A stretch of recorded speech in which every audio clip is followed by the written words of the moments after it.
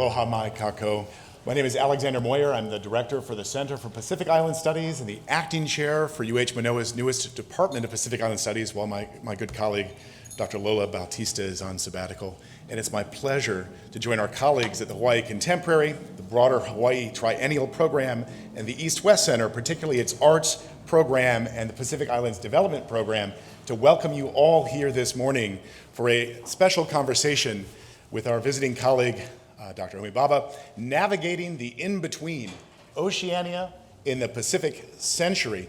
To kick off or start off our protocol this morning, I'd like to welcome Miss Susie Puanani Vares-Lam, who took office as the president of the East-West Center in January 2022. She is the first woman, native Hawaiian, and Hawaii resident to be chosen for this role.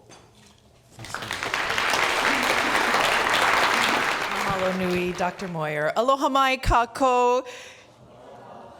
Oh, it's so wonderful to see all your shining faces here this morning at the East-West Center. And I think about in 1960 when this place was conceived, this was the vision, to have all of these people here who care about the Pacific, the world, and the region. So it's such an honor to have our distinguished panelists here with Dr. Bhabha, Professor Jamie Ferris, and Dr.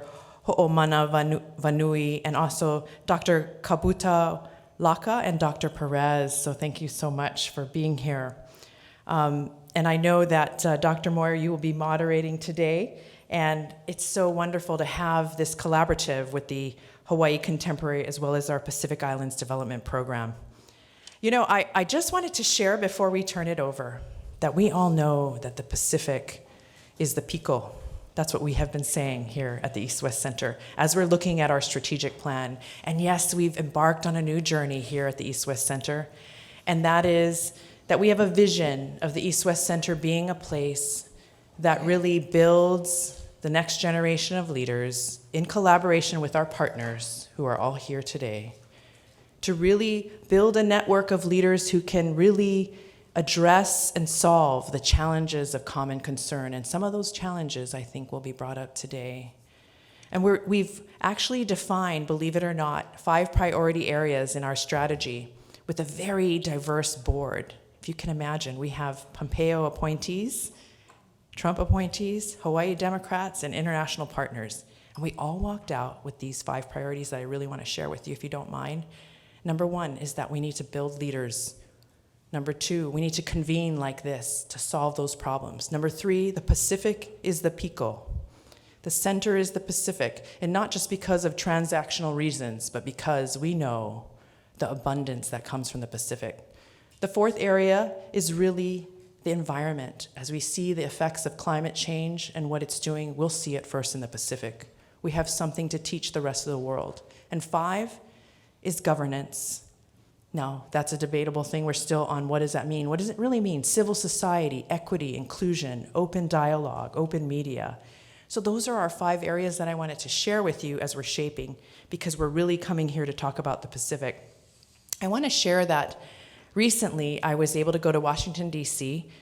to roll out why the Pacific matters for America and why America matters for the Pacific. And it's not, again, just a transactional piece. It's the contributions also, pointing out to all of the world, starting with that area in Washington, D.C. with leaders. And by the way, there were about 6 congressional leaders with the Pacific Island Caucus who were there, and all the ambassadors from the Pacific, to hear it said from our nation's capital why the Pacific matters in terms of trade, information, students, climate, dialogue. It was pretty significant, particularly at a place where oftentimes they can't point us. They can point Hawaii out on a map, but the rest of the Pacific, that would be a game that some of you perhaps would win if you played a game on where these islands are in the Pacific. I also was thrilled to be able to go to Guam on the University of Guam Island Sustainability Conference in our oceans, where it was talked about what's going to happen, how are we looking at the future in the next 10, 20, 30 years, and what is our role in ensuring that we can teach the world and also preserve our resources, our land, our culture, and language. So very exciting times. This dialogue today, I think, is so necessary as we're having dialogues on various pieces, whether it's the compact renewal, the role of Pacific Islands Forum, the role of the Pacific Island Conference of Leaders, bodies of leaders throughout the Pacific, as well as the world. But does the world know about the cultural, the linguistic, the historical pieces that we come to bear that we need to consider when we're talking about decisions that are made about the Pacific and the world? That's why I'm so glad to have this panel today, so glad to be a part of it, so glad to see your faces. So mahalo nui, and I'm excited to see many of you again and to meet you all at some time today or in the future. Aloha. Next, I'd like to invite Dean Peter Arnaud, Dean of the College of Arts, Languages, and Letters at the University of Hawaiʻi at Mānoa. From 2012 to 2019, he served as the Dean of the former College of Arts and Humanities. A historian by training, his current research focuses more globally on Dutch, Spanish, and Portuguese imperial competition in the Pacific and Atlantic. Okay, aloha mai kako. Good morning, everybody. It is absolutely wonderful to see such a big group of people here this morning. In flesh, in person. Healo, right? It feels like we're really emerging out of COVID. And so, as Dean of Cal, the college, I am very, very happy to welcome you here in person in what we hope is a late COVID era gathering late in our semester. It's actually very impressive that people are here in the last week of the semester in such numbers today. And the beautiful Manoa Valley, Makia Avava Makalapua, Kalana no Hoi o Manoa, this beautiful Manoa Valley that we are blessed to be able to work and live in. As Dean of Cal, it's my great pleasure to join a partnership with the East-West Center and the Honolulu Triennial, which has been such a success over the months here, despite COVID, for joining us with us this morning here in this whirlwind season of the late semester. So as many of you know, but maybe some of you don't who are just here as visitors, the University of Hawaii has long served Asian American and Pacific Islander communities and our Native Hawaiian community as well, and maintains an active focus on becoming a Hawaiian and Pacific place of learning. It's really great today that we bring together such a distinguished panel that represents scholarship and research across the Pacific and Asia and here locally to acknowledge and celebrate Asian American and Pacific Islander Heritage Month. This college was only formed in the last couple of years, so we are a product of COVID, the COVID era. In fact, we were commissioned and founded in the first year of COVID, and so it's been an auspicious set of circumstances.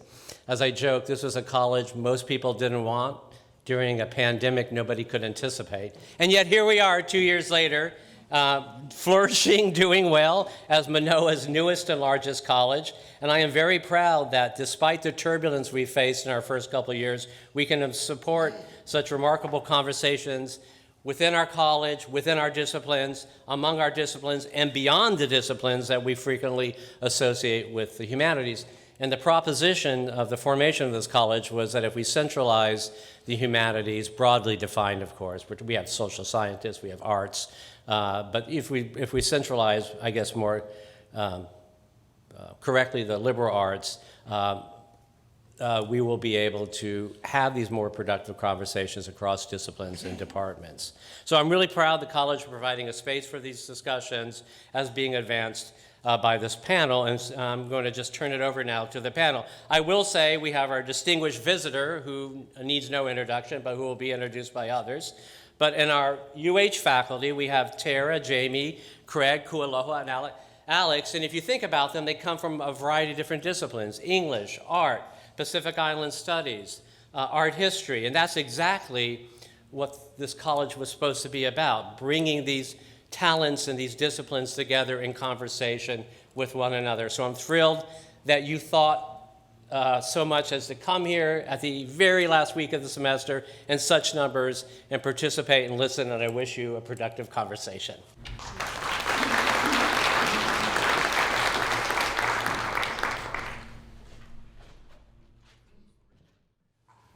right, first up we have Dr. Homi K. Bhabha, the Anne F. Rothenberg Professor of English and American Literature and Chair of the Program in History and Literature at Harvard University. Was centuries ago. Centuries ago. It's been a long pandemic. That's my line. Dr. Jamie Hamilton Ferris, Associate Professor of Critical Theory and Art History in the Department of Art and Art History at the University of Hawaiʻi at Mānoa. Her recent writing on Pacific arts includes Gestures of Survivance, Angela Tiatia's Lick and Contemporary Environmental Performance Art in Oceania in the Pacific Arts Journal, and Interfacings in the Ocean's Weave for TBA 21's Oceans Rising. Next to Jamie is Dr. Craig Santos Perez, a Chamorro from Guam.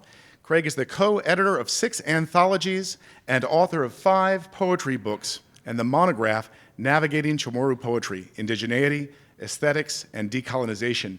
He is professor in the English department at the University of Hawaiʻi at Mānoa.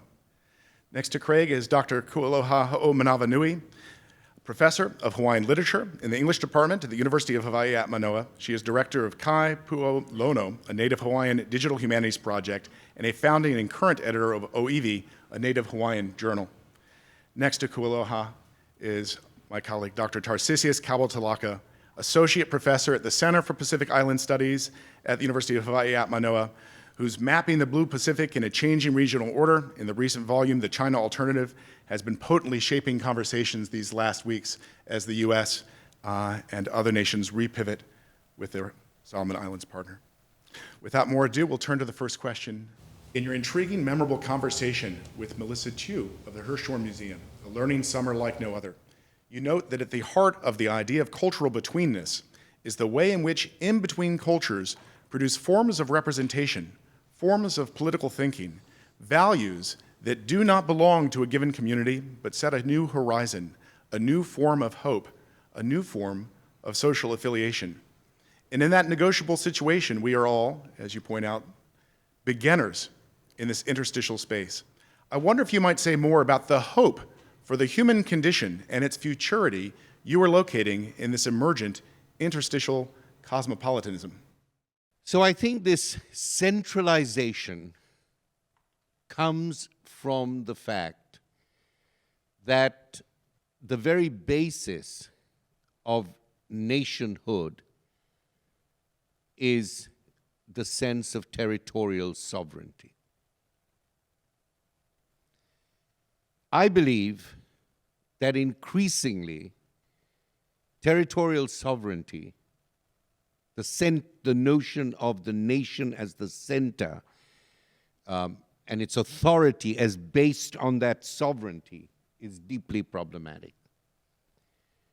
And it's problematic because at the very point at which nations were constructing themselves from roughly the 17th century, 18th century, and onwards into the 19th century, these largely Western nations were at the same time colonizing people. The moment at which they announced that their own people were citizens, others were colonial subjects or natives.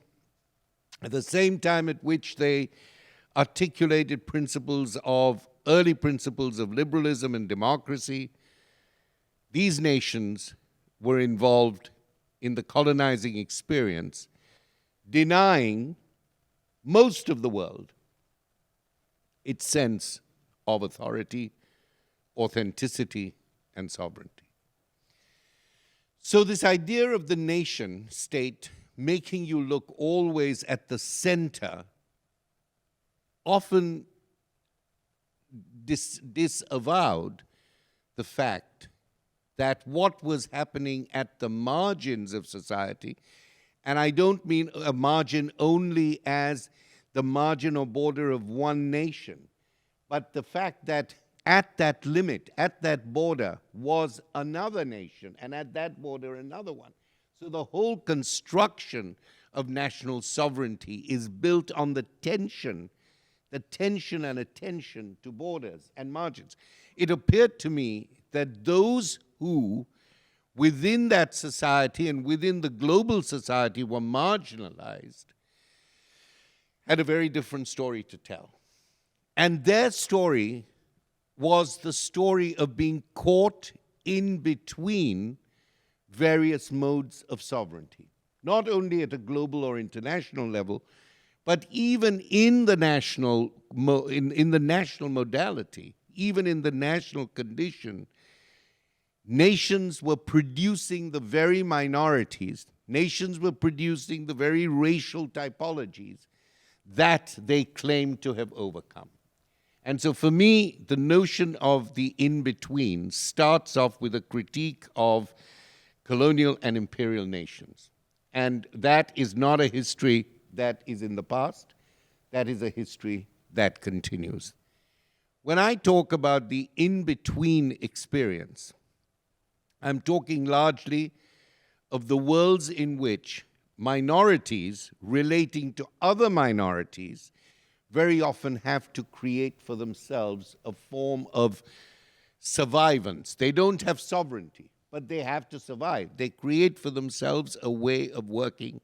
They create for themselves a way of living. They create for themselves a kind of solidarity which is very different from the solidarity of leading and powerful nations. Out of that survivance, they are, because of that survivance, and out of that survivance of minorities, they are what I call interstitial bodies of people, people caught between various notions of sovereignty and notions of survival. Now, of course, there is another way in which that minoritarian perspective, which is often called a marginal perspective, but never forget that minorities are not marginals in the actual material construction of societies and nations. Mexican marginals are continually on the agricultural fields of the United States.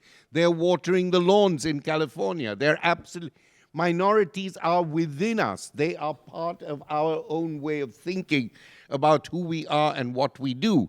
So this idea of the center and the polarity and the margins I've never accepted. The margins are within us. And nations produce their own internal borders when they talk about enemies within, when they talk about racialized populations. So for me, the interstitial moment is the moment of stitching together these marginal perspectives. Peoples who do not have sovereignty, peoples who may not have clear cultural lineages, but in terms of their everyday practice of life are generating new ideas, more humane ways of living, more generous ways of thinking, and for me, what is really important in this current moment are forms of hospitality for the stranger, the neighbor, the foreigner, and the traveler.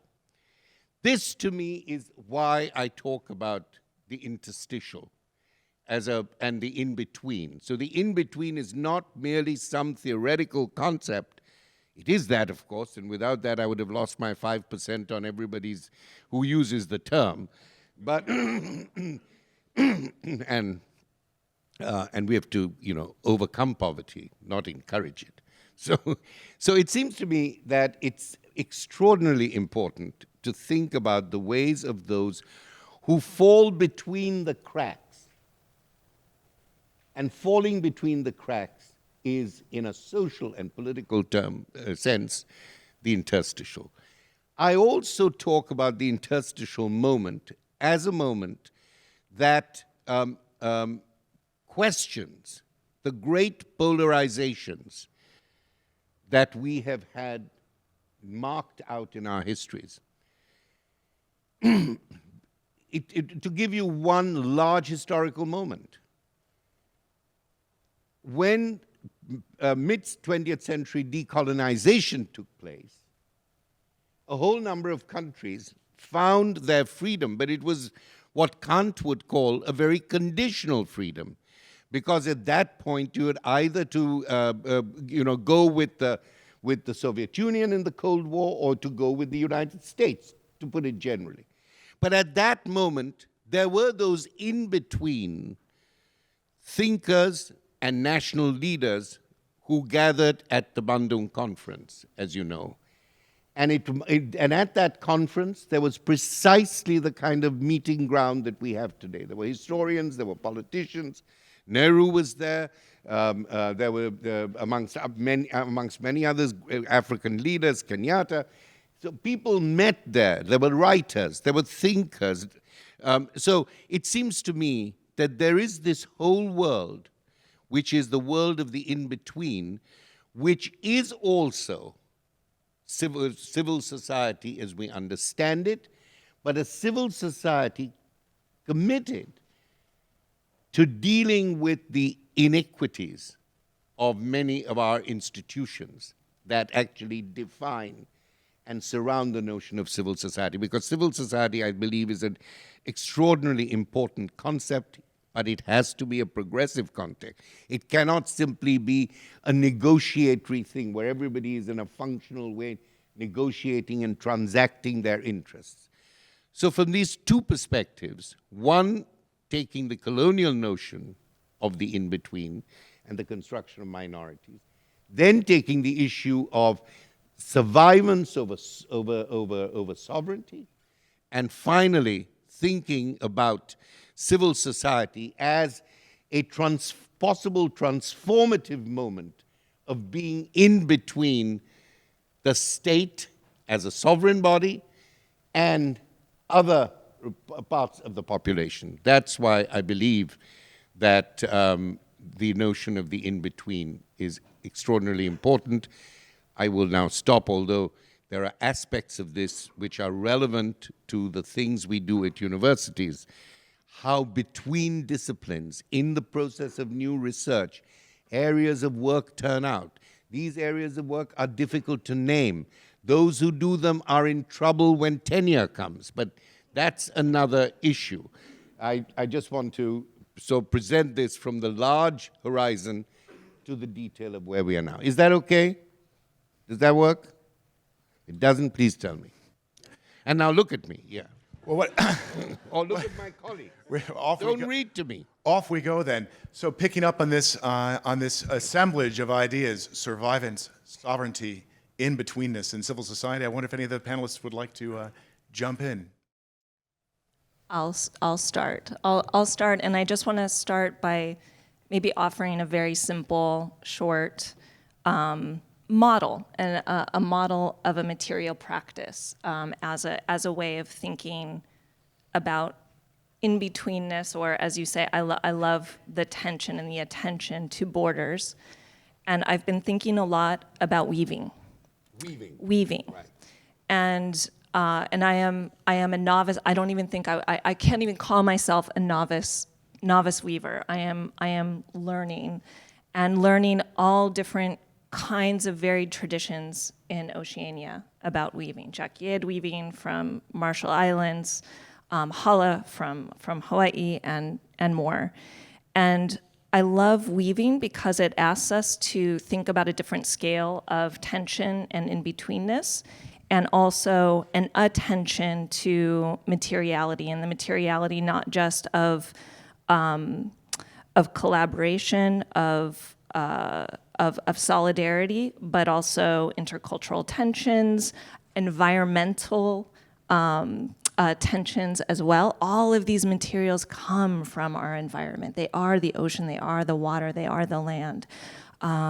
So I love thinking about the scale of weaving as a way that not only represents ocean as a space of relation or a site of crossing, but a technique of an embodied extension of it as well. So it just, I think maybe I'll just offer that as another way, another modality for thinking about this. But it's also a wonderful metaphor. It's a modality, but it's a metaphor.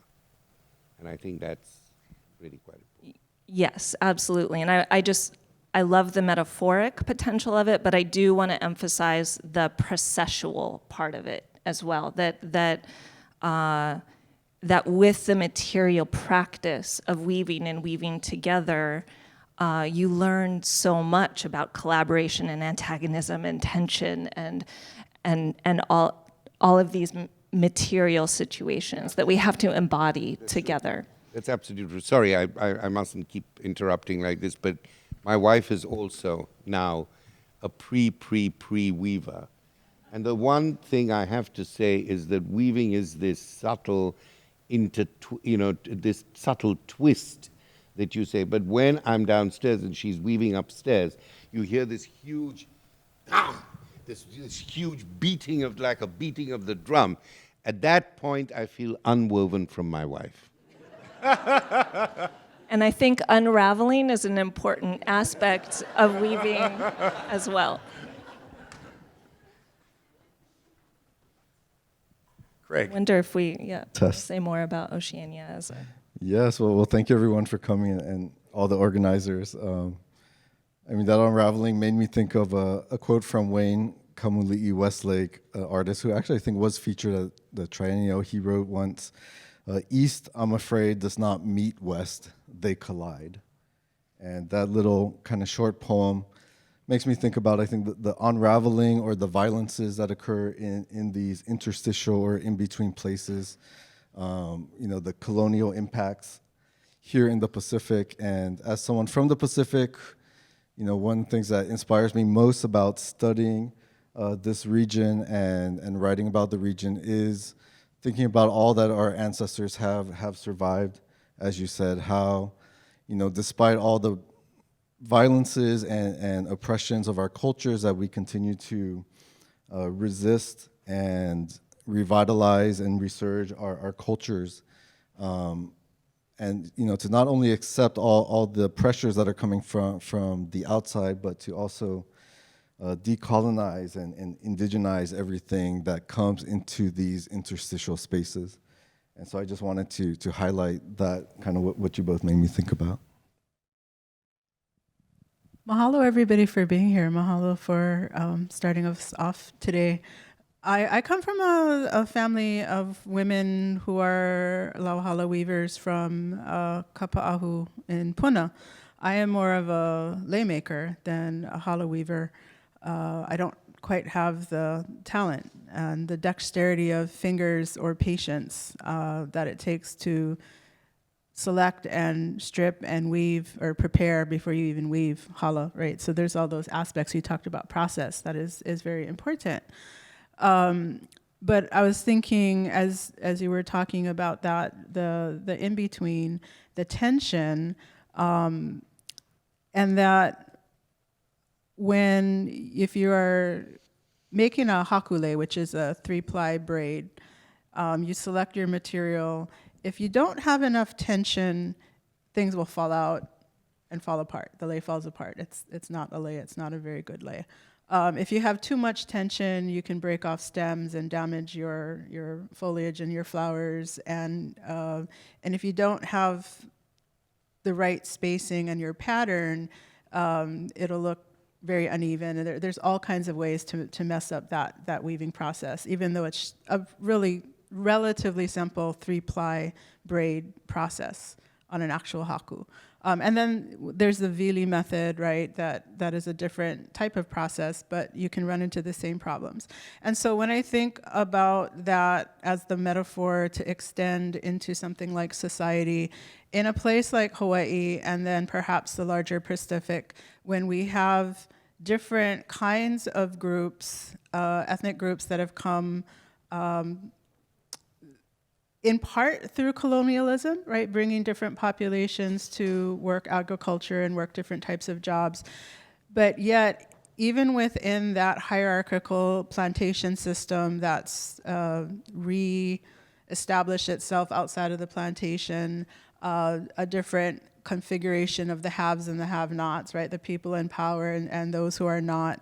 There exist the tensions that are also uneven at times, but also the survivance and the coming together for new kinds of possibilities.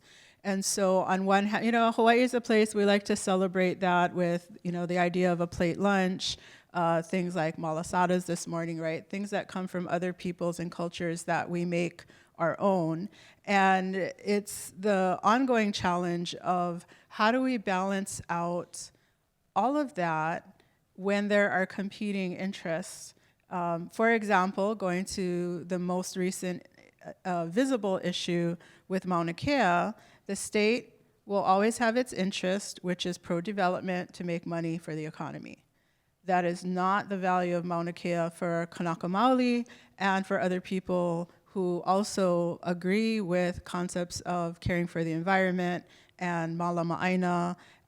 You don't have to be Kanaka Maoli to have these kinds of cares and concerns.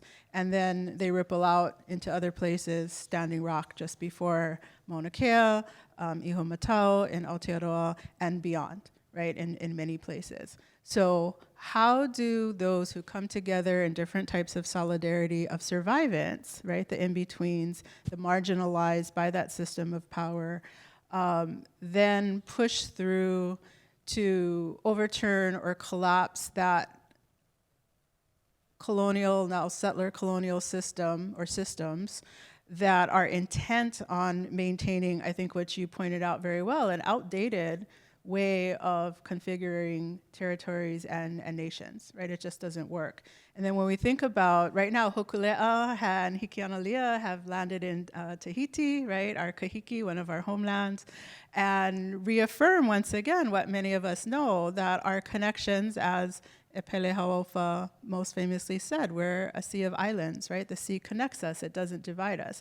And so when we know that we are so connected across Oceania, but are divided through this settler colonial imposed system of nationhood that carves us all up, that then creates new kinds of tensions between populations like newer immigrants that have been displaced from their lands in different parts of Micronesia because of things like American nuclear weapons testing, that gives the perception in certain communities in Hawaii that there's somehow now increased competition for limited resources that the colonial system limits.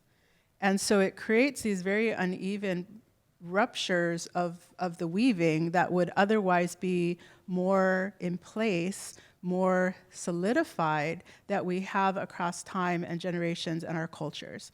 So one of the questions that comes to my mind that you've raised is, how do we overcome, overthrow was the first word that came to mind, push through, right? Albert Wendt says post-colonialism isn't that colonialism is done, it's the getting past, around, through, under, right? Negotiating and continuing on in that act of not just surviving, but also thriving, right? And it's just, one of my kumu said before, John Charlot, it's not just of being resistant, right? Where you're always putting that colonial power at the center of attention, as you mentioned. It's also about insistence. We insist on continuing. We insist on practicing our languages. We insist on practicing our cultures. We insist on being who we are. And that is what also moves us forward, right? And we thrive and we celebrate that. It's not just we're in constant panic mode or resistance mode, right? Because then we're giving them the power. When we're in the mode of insistence, we reclaim that power and we collectively move forward together, or we can, right? And it's how do we increase the possibilities for more of that solidarity. Nau mamanau hamu rongana hita sai tutuunu horosai Solomon Professor Homi Bhabha. I woke up this morning thinking, what am I going to contribute to this panel? I'm a political scientist, focuses on geopolitics, China in the Pacific. But I want to go back to something that Professor Bhabha mentioned earlier on, and that is how the Westphalian idea of nation state has become a colonial project. And I want to focus it on the Pacific and look at how that has become a reality in the Pacific as we know it. That colonial project gives visibility to Pacific Island places in an international arena where nation states are central, both as the centers of power, but also as the focus of relationships. But at the same time, it erases as well. It erases relationships. It erases, or in some cases, does not actually erase, but marginalizes cultures that exist within those boundaries. I come from a very part of the Pacific that's very diverse, the western part of the Pacific. In Solomon Islands, where I come from, we have 87 different languages. Our neighbor, Papua New Guinea, has about 800 different languages. Our neighbor, Vanuatu, has over 100 different languages spoken amongst 300,000 people. What the nation state does is that it often marginalizes those languages, those cultures, but actually it does not erase them, because that liminal space, that in between, that power continues to exist within nation states and constantly pushing back on the idea of the power of the state, challenging it. And I suppose that happens everywhere. It happens here in the US, it happens in other parts of the world as well. So I see the nation state as, yes, colonizing, yes, often regarded as the center of power, but never actually erasing a lot of these cultures, a lot of these communities that exist and thrive in many ways, and in some cases have often challenged the boundaries of nation states as well. So I want to throw that into the discussion. Please. Well, these have been remarkable responses, and I think we're all on the same page, which makes it better for us to be able to go on and discuss. So I think, would you not say, I'm of course very ignorant in precisely the areas that you are very proficient and very fluent. But I think the pressure of nation states, if I just want to see that I've understood you, is to try and homogenize. I thought you were saying that the resistance to it is the fact that it is not able to erase. Is that right? Have I got it? Right. And I think one of the in-between forms of discourse that I very much I very much treasure is the fact that all of us here can communicate most of the things we want to in this global imperial language, English, which has a long colonial heritage, we know. But of course, there was a time when French in the 19th century was a great diplomatic language. Today, French does not have that status. But I want to say something not only about resistance to the linguistic and cultural hegemony of the nation state, but something that's subaltern and communities of the in-between that are interested in what I call survivance rather than sovereignty. What they do is they translate the language, global language like English. They are able to speak their own language, but they're also able to hybridize English. I mean, the novels of Salman Rushdie I just mentioned was a very, and there are many, many of that kind. Tayyip Saleh, we have the power of translation. I'm only talking momentarily in this we-they way, but since we are talking about colonization and decolonization, I think the colonial perspective has the power of trying to transmit its languages, its values, and its cultures, transmit and restrict. Generally, that has been the case. I think that we have the power of translation in the in-between, and we have the power of vernacularization. I think vernacularization is an extremely important issue.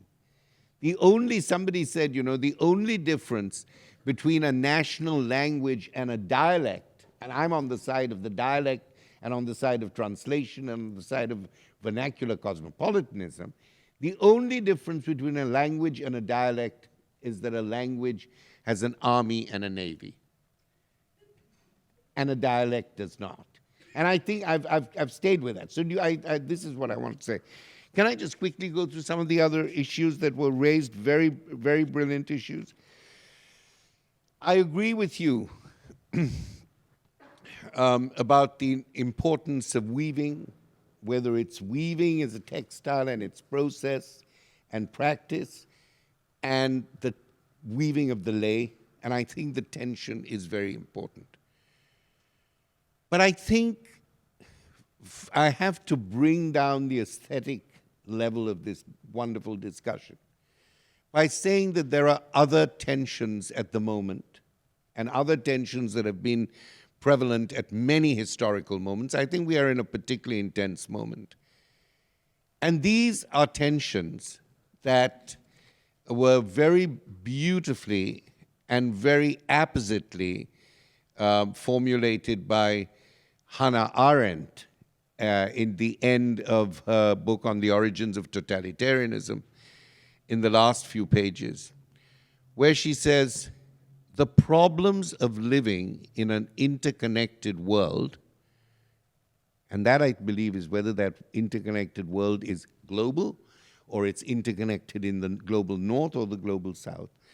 She says the problems of living in an interconnected world is the following: that there is no outside to this world. The barbarians or the barbarisms that happen are coming from within the system. We can't, there's a certain form of Marxist thinking, and we're all, in some way or another, at least I certainly am, very indebted to Marxist thinking, but there's a way of thinking that in another epoch, another system, something will come from the outside.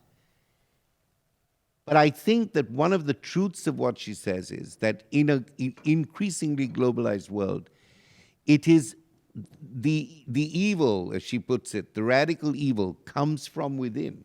And so there is also that tension that we have to look for while we are weaving, while we are making leis, while we're making some in-between connections of this kind of interstitial and liminal power.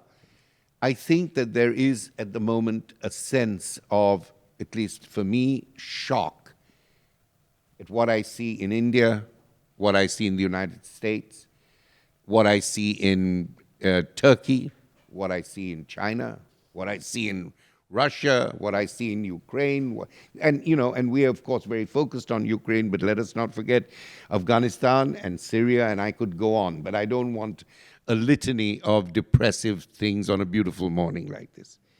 But what I do want to say is that I think we are seeing in this interconnected world a very serious fragility of democratic practices.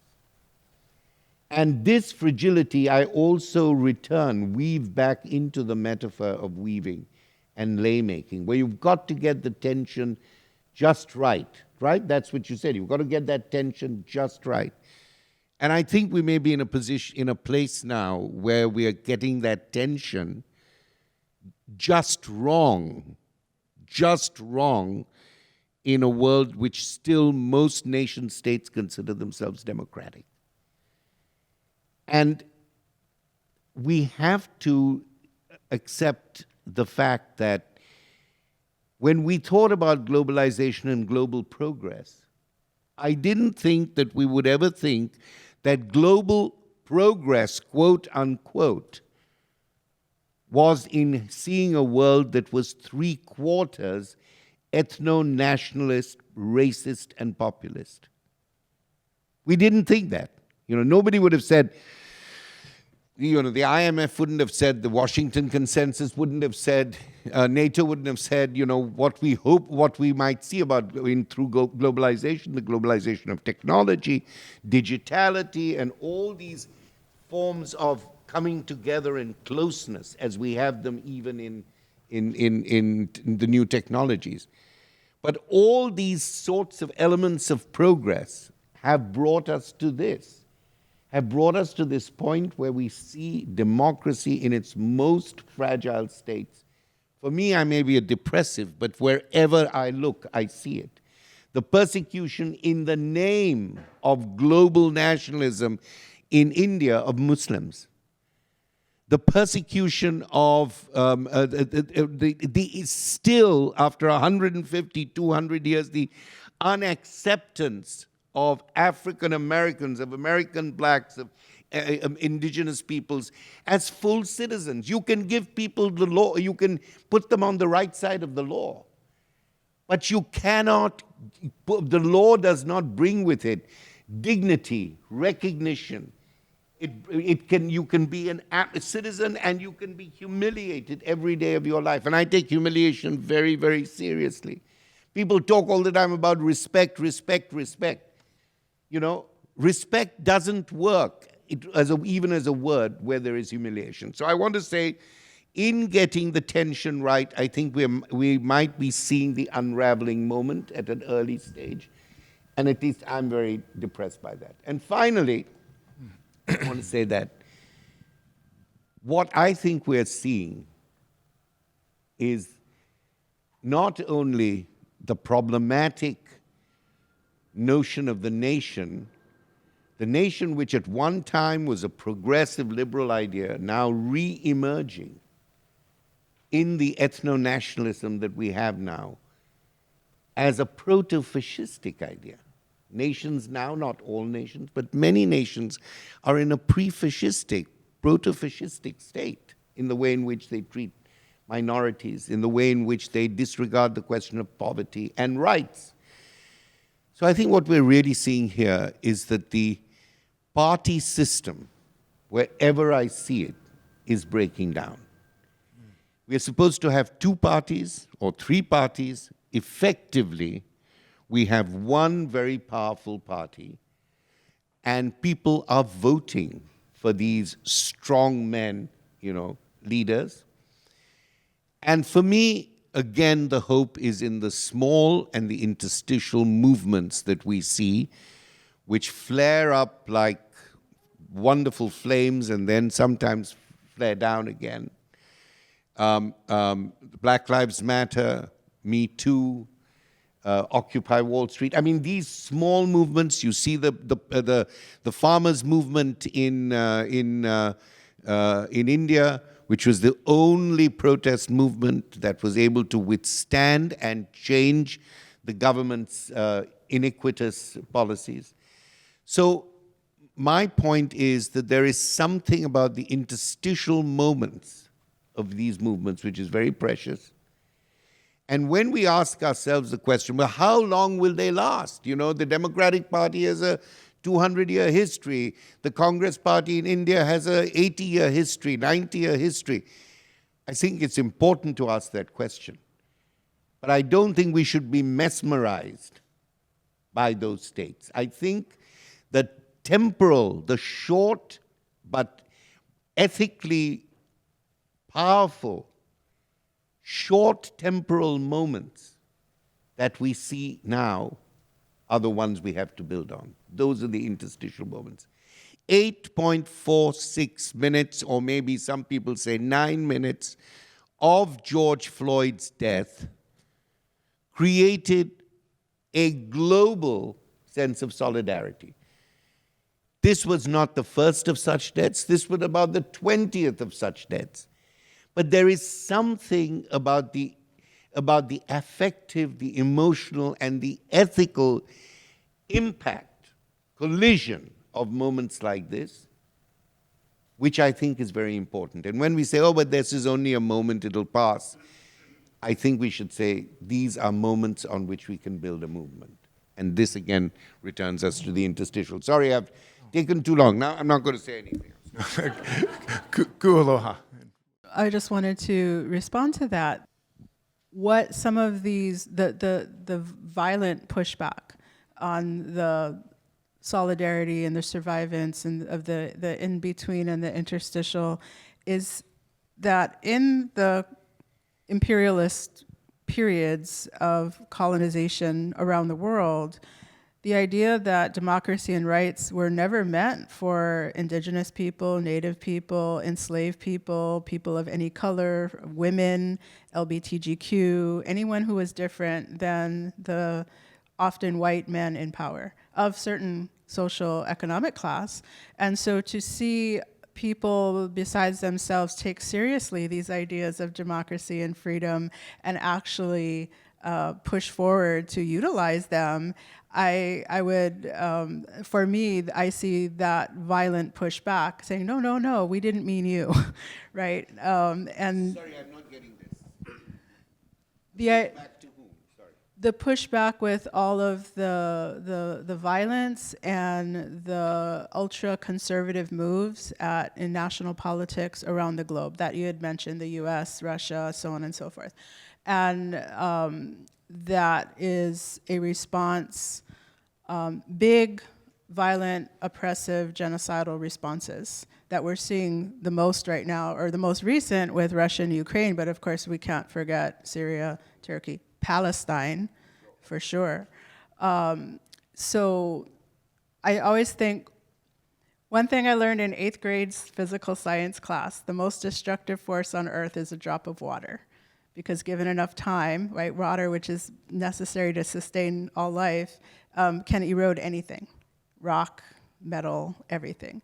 And so I see what you're talking about, these smaller movements of survivance is not, we don't have the power to amass armies and military might and wipe out all of the colonial powers, but we're all like drops of water. That it's a consistent pushback and erosion against that. Thanks so much for that last exchange. Just noting the plurality of potential in the conversation that's emerging and the warp and woof of this conversation, I guess, this weave. I wonder if we could follow up with another space around this idea of the fragility of civil society, its vulnerabilities, its precarities, and turn that around and ask the panel to maybe respond to the question of hope. Given all of these fragilities and vulnerabilities in this last exchange, and Homi, as you were speaking, I wonder if anyone has any comments on where inside this moment they are locating possibility and potentiality for survivance being more than merely going along, but being a site of productivity, generativity, resurgence, renewal. Let's start from that end. Tara, any thoughts on hope? Where in this pandemonium of the contemporary are you locating hope? I actually don't have anything else. But and this is not to say that I think the world is hopeless. I think there is a lot of movements like we were talking about, a lot of movements that give hope in times of pandemic, in times of crisis.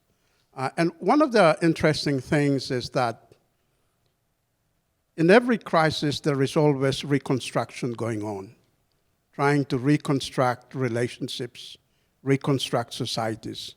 And oftentimes they go parallel. You have a conflict going on while there are others who are always trying to rebuild things. And so I think given that movement towards rebuilding, I think there is always hope in humanity and societies.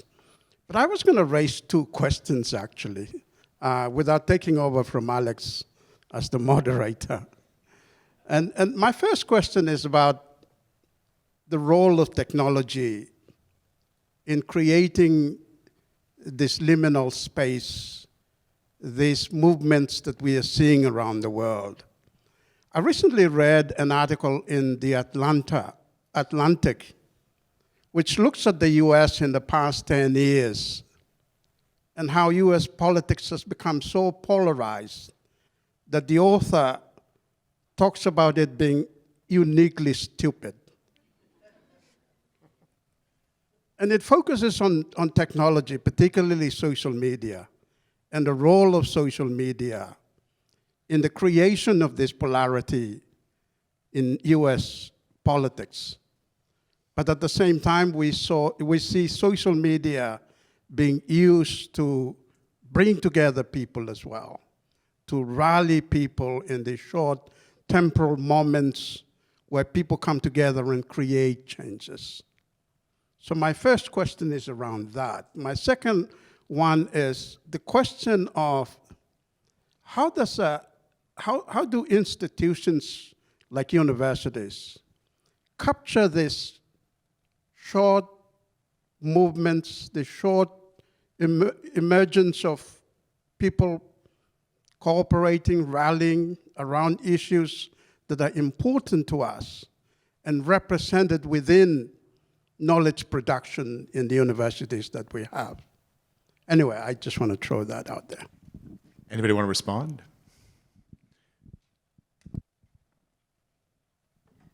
Not to anything with technology yet. It's always a double-edged sword. I think about how it has been used to bring people together globally on different issues. Being involved with different Hawaiian issues for decades, I was astounded at the global response to Mauna Kea. And what really touched me the most was responses from tiny islands around the Pacific, from the littlest communities on atolls thousands of miles away, holding up signs, "We are Mauna Kea." It really moved me. But the other side of that is the type of bullying that happens to our youth where they're committing suicide because of that 24/7 access to them on their phones in their bedrooms at night. And of our youth in our Pacific Island communities around our Pacific, it's just absolutely tragic and devastating how they allow themselves to be influenced. And technology gives bullies that type of access. So, it's another type of problem that none of our communities are safe from. And that is a weird segue into this idea of hope. There are times I have no hope. And there was a few years ago, I was sitting in my office at Kaikandal down the road here, looking up at Mānoa Valley, and just thinking, I ended up writing this poem, and it starts, it's been 124 years since the overthrow, this many years since statehood, this many years since Hanani K. Trask proclaimed, "We are not Americans, we will die as Hawaiians, we will never be Americans." And look where we're at right now. We're still fighting the same fights. We're still losing land. We're still losing our people. We're to out-migration, to early deaths from different kinds of diseases brought on by, the Western diets and stress and lifestyle. And I thought, I can't end this poem like this is just horrible. And it took me a little time to think about it. And I happened to go teach class. And I can't even remember which particular class and a subject. And one of my students said, because we're talking about something like this, and she said, "We will, Kumu," with this great enthusiasm, this young, 20-year-old. And I thought, that's it. And that became the end of the poem. "We will e na kumu, we will e na makua, we will e na kupuna," right? The youth will, right? It's that insistence part that we all will continue to birth children and speak to them in our olelo makuahine and teach them our practices from weaving and beyond, to spend time at places like Mauna Kea and our fish ponds. And that while I don't have power to stop Russia and get them out of Ukraine or stop Palestine from being bombed, and I have power in my control, and not just in the classroom to encourage students, but to malama the little space. So one other thing, Tara and I were talking earlier, we're Facebook friends. I always see him gardening up at his community garden. And I live in a suburban townhouse, and when the pandemic started and we were quarantined, I said, I don't care what the association rules are. I'm planting edible food. I'm planting lay plants, I'm planting medicine. Those are my 3 requirements, right? It's gotta have a use. Gotta eat it, be able to eat it, use it for medicine, or have a cultural purpose. And I just started redoing the landscape at the townhouse. And I'm like, everyone's in quarantine. I dare them to say something, right? And then who's gonna take the time to cut down a banana tree, right? It's not like it's this huge invasive, foreign tree. And rather than get in trouble, people, including the property manager, comes like, wow, everything's look really good. You know, when the bananas are ready, like, I'm like, oh yeah, we share with everybody. And it's that idea for me of hope, right? It's like you start where you are, because whether it's, you know, Russia starts the next nuclear war, and as a child of the 80s, this is always a huge fear, right, growing up in that time period. Or I get to live to be 100 years old, we're all going to die at some point, right? That's the reality of life. We all die. And we hope to live to be old and be healthy and to not perish in something like a nuclear catastrophe or starve to death because all the water resources have dried up because of climate change or some other kind of devastation. But for me, the hope is, how do you live your life before that time comes? Do you just sort of sit and hide and go, oh no, Russia might, you know, nuke us all to death and, you know, radiate everything? For me, it's to continue to go out and plant seeds, right, harvest. And I always think, for me, bringing it back to the Pacific, one of my most inspirational films I teach in class is Kava Culture, right? Little low-budget 8-minute film that was written by Misa Tupou and directed by Leah Kihara, where it's set in the future and the main character, Kupe, is, you know, all culture, this global association takes over, all culture is banished, and the underground Kava culture continues, and then they're all arrested and taken away, and the police ignore the little boy who runs off into the bushes because he's a child. And he takes the kava bowl. And as he's watching all the adults get arrested and taken away, and you imagine, right, they're never going to be seen again, that he's making the motions of the kava by himself, that he's been taught by the adults. And to me, that is the hope, right? It's that whether it's our little children, or as we as adults learn, like Jamie was sharing, right, learning to weave different styles, is that hope to continue on within the power that whatever we have in our sphere of influence, to keep growing, keep reseeding, keep renewing. Jamie, Craig, ideas on hope? Yes, to all of that. Kualoha definitely inspired me, made me think of a poem I wrote recently, writing about hope as our most buoyant oceanic muscle. And I like to think about hope, like I think about sovereignty as something we need to exercise every day. And you know, I've definitely been inspired by the food sovereignty movements that both of you alluded to, movements to decolonize our diets relatedly, movements of indigenous and decolonial arts, thinking about, you know, of course, the Triennial, thinking about the Festival of Pacific Arts, shout out to Aaron, coming up soon. Those kinds of gatherings that I think bring us together, inspire us, empower us. I think we need the arts, literature, music, and the humanities to really buoy our spirits and to give us the strength to keep fighting and to keep struggling for, you know, for our rights, for our lands and our waters, and so on. And so, you know, for me, this is my first in-person event in 2 years, feeling a lot of hope right now, and really thankful for all the organizers for bringing us together, and for all of you involved in the humanities, you know, that will kind of give us a space to renew our spirits, as Kualoha just mentioned. Jamie. Just so much wisdom has already been imparted here, and I think I just want to reaffirm some of these same things by going back to the importance of aesthetics, maybe not to diminish the conversation about the real tensions of totalitarianism, of patriarchal society, of toxicity that's happening. And you mentioned Hannah Arendt, and I think a lot of this, you know, I always think of her phrase, the banality of evil, and how all of this is happening, you know, unraveling in these, in this kind of process of banality, and the banality of social media, and et cetera. But I think there's something very important, as you all have been saying, about aesthetics in this space, not just of hope, but I think also of, I'm thinking also of insistence and connection, and the way that we just keep making and doing for futurity. So the space of, in the context, this conversation is happening in the context of HT22, and there are some beautiful examples and moments in the exhibition that speak to that continuity.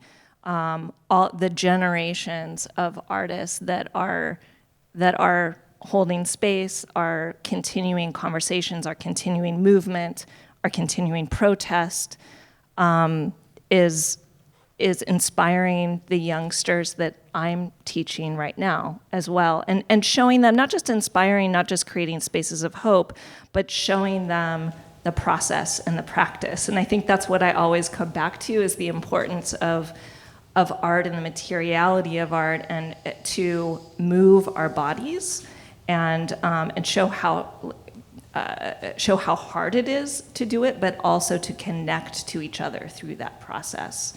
And so I think it's just important for me as the arts advocate here at the table to really advocate for the importance of aesthetic spaces and the difficulties of these conversations. Noting that time flies, tempus fugit. Before we turn to the floor for any questions you might have in a broader conversation. Something about maybe Homi would like to say the last word about hope. No, not the last word. I just want to respond to this. Clearly, I'm not as optimistic as you all are, because I don't live in Hawaii. Well, no, I don't, and maybe I should. I feel sorry to have taken that, but I just have to say, I feel I don't like using the word crisis, because many of the problems, whether they're problems about racism, whether they're problems about funding for the arts and the humanities, whether they're problems to do with universities being much more transactional, humanities, as you know, departments are being closed down all over the world. Art history departments are being slipped all over the world. So far be it from me to in any way not invoke the aesthetic, which is, after all, how I have lived much of my life and written about it, about art and literature, in which I invest great hope. But I have to say that I'm less optimistic. I have a very good personal life, and I think I live it as ethically as I can. But I think we cannot leave the burden of this mess to our children, and we cannot invest in them hope, because it's too hard a burden. It's far too hard a burden. We need to think, when we think about art and aesthetics and practice, we also really need to think about the fact, I don't know about in Hawaii, but certainly I can say in the United States and in Europe, where I'm involved in a number of things, and even in South Africa, the real issue is that our practices can be wonderful, but our institutions are mired as institutions. Yes, the museum, the university, the public library, they're mired in problems to do with social justice.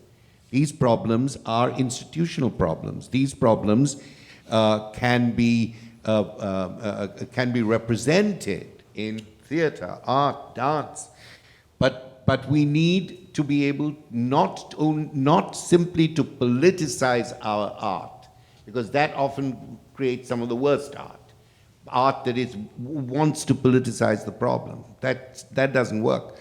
But we have to be able to live this kind of, in my involvement, say, with the Museum of Fine Arts as a critic in residence in Boston, I have to live this double life. I have to live a life where I think about social justice as it deals with the institution, and cultural rights as it deals with curation.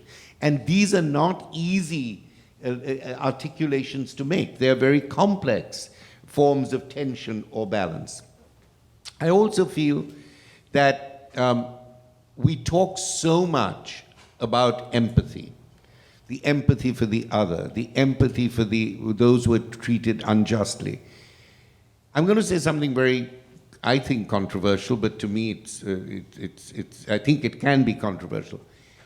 I am more concerned now with governments, institutions, and individuals not only empathizing with those who are in situations of poverty, underprivileged, no health justice, no global justice. I think the only way to really understand and work is to share the anxiety of those conditions.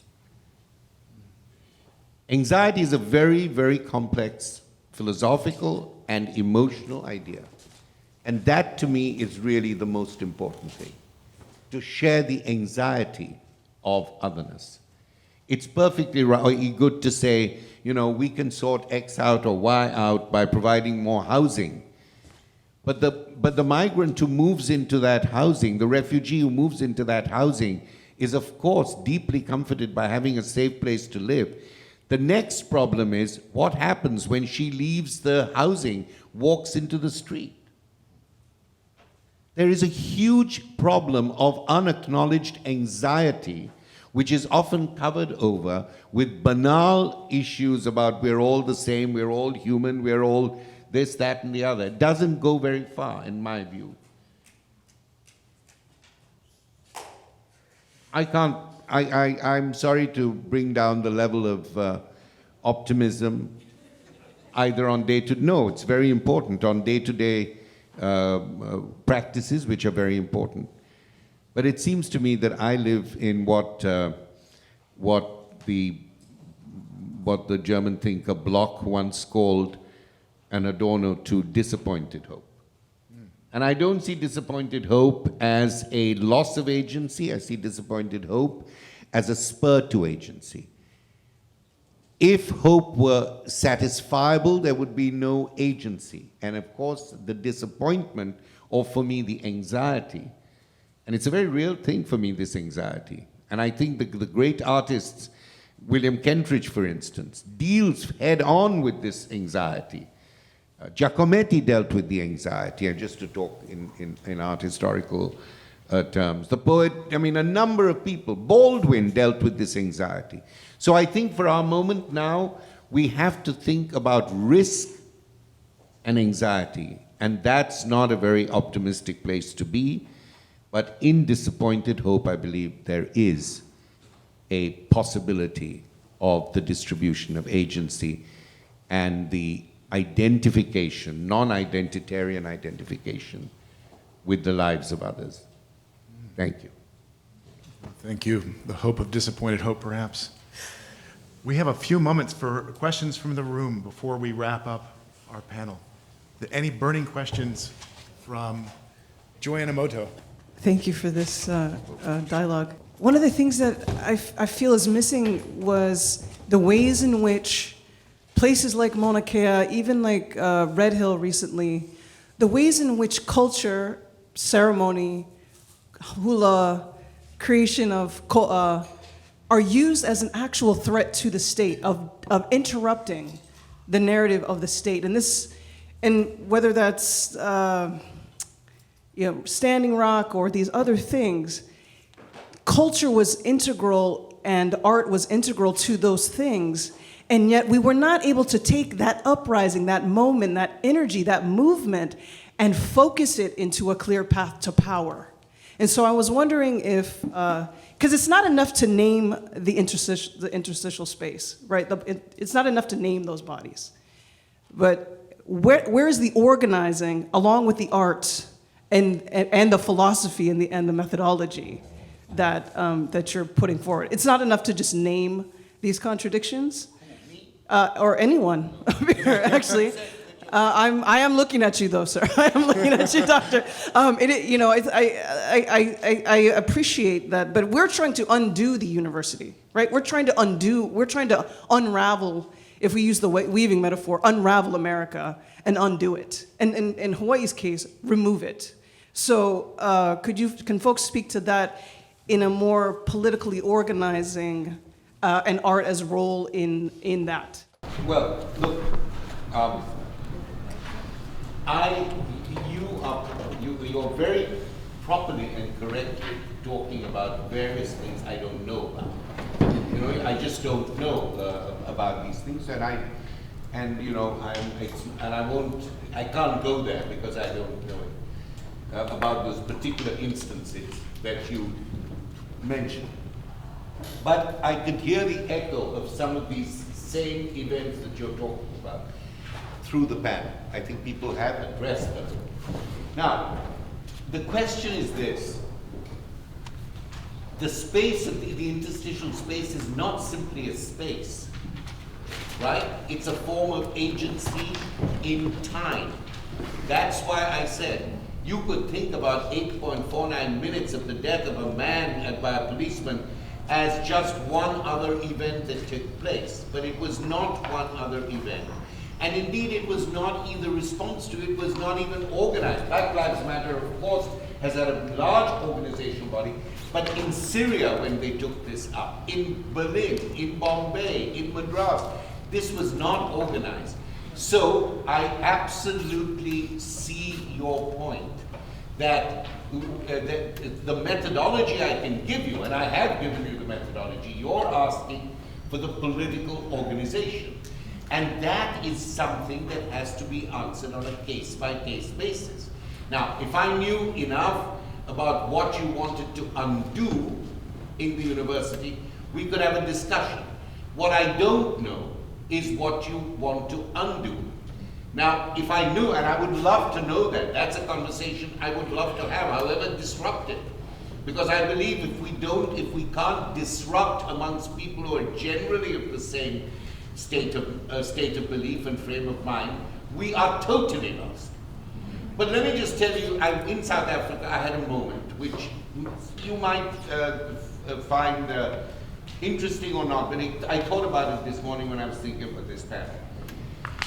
I was asked to respond to a series of films made when, in keeping with some sections of the Truth and Reconciliation Commission, people whose family had been killed by the security forces went to meet the evil Mr. de Kock, and he apologized to them and told them various things. And there were a lot of young South Africans who were deeply involved in getting these, as they saw them, apologies and acknowledgements. At the same time, this is like 3 years ago, at the same time, the current ANC government was completely selling the country out to these absolutely vicious and endlessly hungry Indians from my country who were buying over the government at the same time. I said to some of these people, I said, I think it's absolutely right if you feel comforted by getting an apology from a complete barbaric figure who, having spent time in jail, is now re-emerged as Mahatma Gandhi. You can get it. But aren't you more concerned about what is happening now? So I think, and I have sympathy for this position. So to organize and to acknowledge are two moments, right? And our argument, and I think it was supported by the panel generally, that these liminal movements, these liminal figures, these liminal events challenge us to think in non-party ways, but to think in the ways of the organization of movements. And my dear friend, don't forget, movements were always questioned. Who is your leadership? How long will you last? I don't believe in this hopeless moment. Those are the questions we need to ask. We need to say, so many of the recent social movements, Arab Spring, have lasted for a particular time, and then they're off the front page. But because they're off the front page, it is not that they have lost their rooted underground group. And I think we need to rethink what organization is, rather than asking the questions that were asked to us. Who is your leader? Where are you organizing? Where is the building in which you're there? How do you stand in relation to your nation? So I speak to you, I hope I haven't sounded too worked up, but I speak to you with respect. I wanted you worked up. Well, I was worked up, so it doesn't take much to work me up. This, at a domestic level, this is a huge problem for me, but in a public, so I hope I'm able to give you some sense of what I think.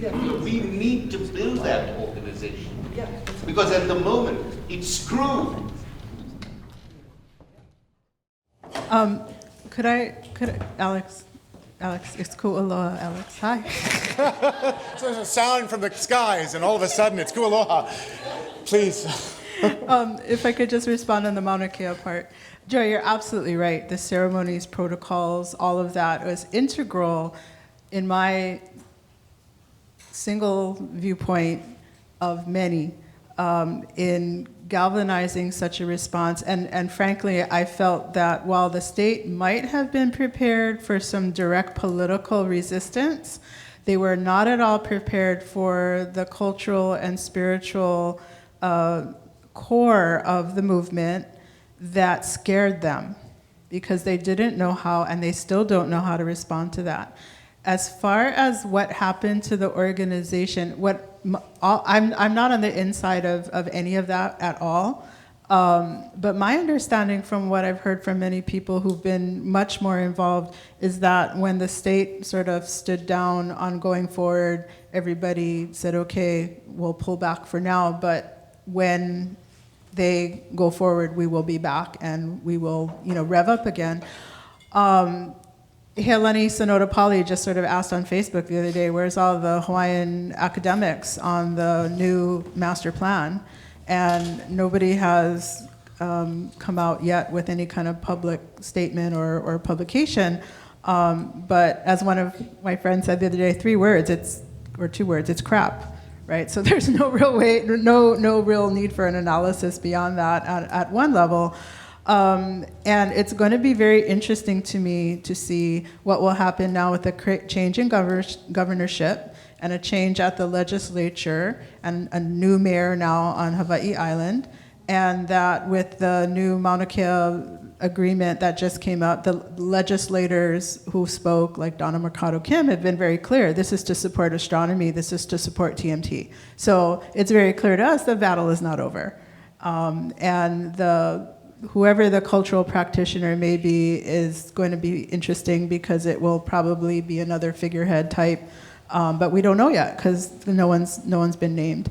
And in my view, again, I think Red Hill was resolved much quickly only because there is the state's interest in having clean water for tourism, for business, for the military, and if it was only a Kanaka Maoli issue, they wouldn't have resolved it so quickly. So they didn't do it on our behalf as water kia'i, they did it for their own interests. Folks, here it's at 11:30 to wrap up our engagement, and I hope folks will pursue further questions afterwards, but we have a member of our East-West Center community and an MA student in Pacific Island Studies, Ulamila Kangi Vanua, to give a few final thoughts for just a moment as we wrap up, and we'll turn the stage over to Ulamila.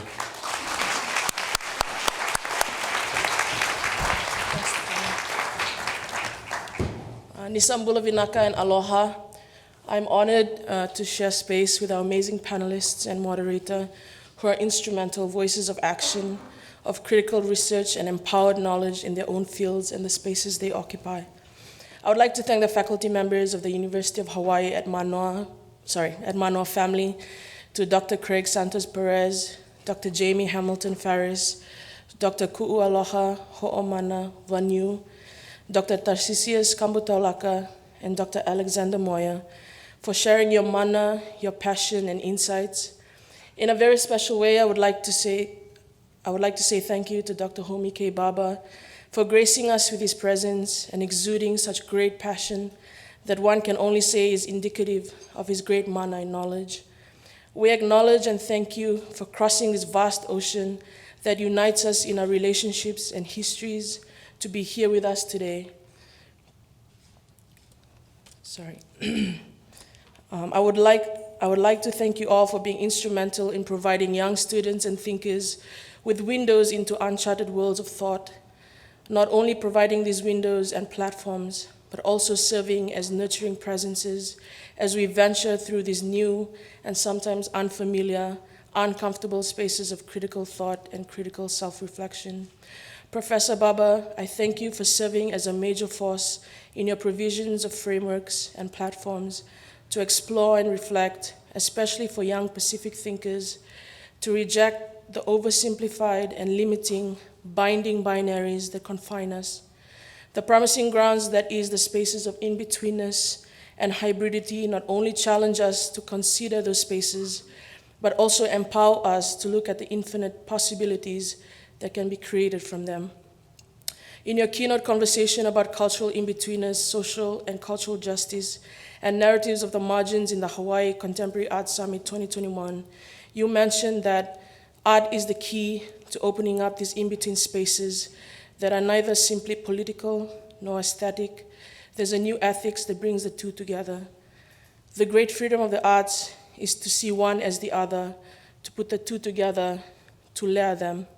In the spirit of this urge to use arts as our ancestors have always done, I would like to share an original poem that speaks to this navigation of in-betweenness, of hoped and imagined futures. This poem began as an answer to the prompt, "We knew we were liberated when," that was given by Kumu Jamaica Osorio. It has been 365 days since my feet touched the sacred grounds of my ancestors, days that turn into nights, nights riddled with exhaustion and worry.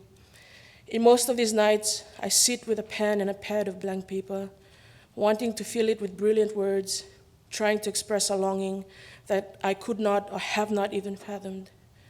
The word belonging appears in every thought, every silent prayer that my heart makes. To belong, to be longed for, a form of being and longing. I longed for a space, for a place that has not yet been formed and realized. I longed for an awakening of my kupuna. I longed for my people to be liberated. I longed for the day that daughters could walk freely, choose without fear of losing, when the shrieks of their laughter would be the only sounds that fill the air, when home is a safe haven and safe is emphasized, when mothers can rest their heads at night without the crippling fear of overdue bills, empty cupboards, and men's insecurities knocking at their doors, when tear-stained pillows, the inevitable marks of grief, depression, overwhelming fatigue, are no more because we have learned to accept vulnerability and its free expression, giving acceptance to emotions and filling the space that cry out for healing with tenderness. It has been 365 days since I first stood on the sacred grounds of the Kanaka Maoli. My piko feels connected. I recognize that I am from Kahiki, of a land connected to those created by Pele under the constellation of my kupuna. I recognize the duty I have as a visitor to the earth that bears my footprints and the water that connects me to an ocean of genealogies. Kukiai mauna, e ola kawai. I am beside you. I recognize you. With every breath you take, I recognize you. Namana e endina. Namana e endina. Rightful, righteous mana. It has been 365 days, but I know I am home. The flow of Mānoa stream connects me to the binds of the roots of where my cord is buried. Under the ulu tree, I see my strength, where the hopes of my mother was given to me. I am home because I am embraced by the warmth of my people, of those that surround me, teaching me, nurturing me, bonded by a blue continent. Nanondra mana e endina. Once again, I would like to thank our panelists and moderator, and to you, our audience, for sharing your time, space, and mana. Vinaka vakalevu and mahalo.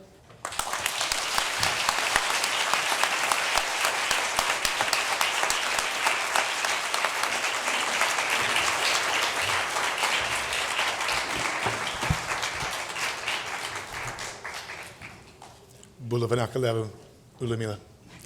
Please join me in thanking Homi Bhabha and our panelists today, and especially Craig Perez, who had to go for a doctoral defense this season, occupational hazard. Please join me in thanking our panelists.